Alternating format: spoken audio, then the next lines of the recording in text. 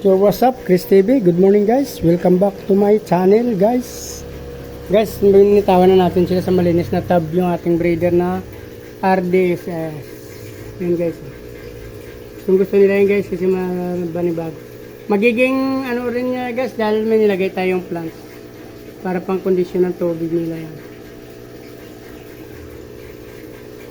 Pero yun isa. Dito dalawang.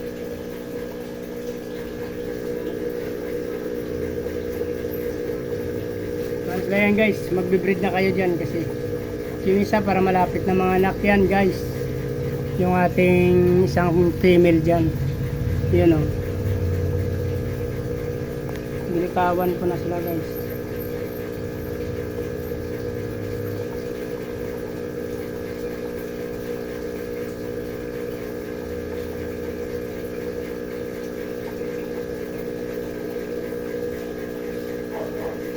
Palitan din natin ito ng tubig si Danyo.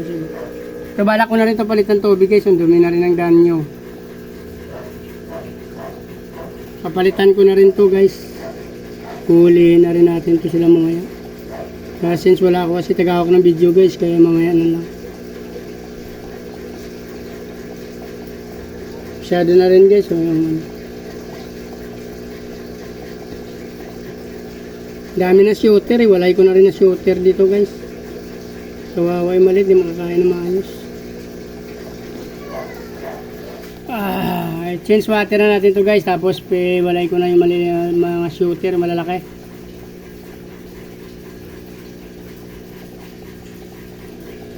Yung koi ko marumi na rin yun dun guys. Baka bukas na yun. Since mahina pa naman katawan natin.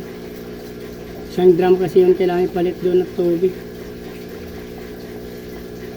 Ito marumi na rin guys oh. Hindi na sila masyado na anilag sa camera. Daming bula. Yung ano, pagkain niya guys, yung namumuti ito. Mga bibigis na hindi nila kinain eh. Kaya parang balak. Yung PO1 kasi baka hindi nila kayanin pa. Maliliit ang bunga ng ano. Napa-overfeed yata ako lagi dito sa kanila. Excited kasi ako lumaki eh. Pero hindi dapat gawin yun guys. Sa mga nakapanood ng video na to at sa mga newbie rin katulad ko, hindi wag nyo yung ino-overfeed ng mga isda. Pag may sobra kasi ako guys, dito ko binubuga yung sa may BBS ko. Pero wag nyo gayahin yung guys, mali yan.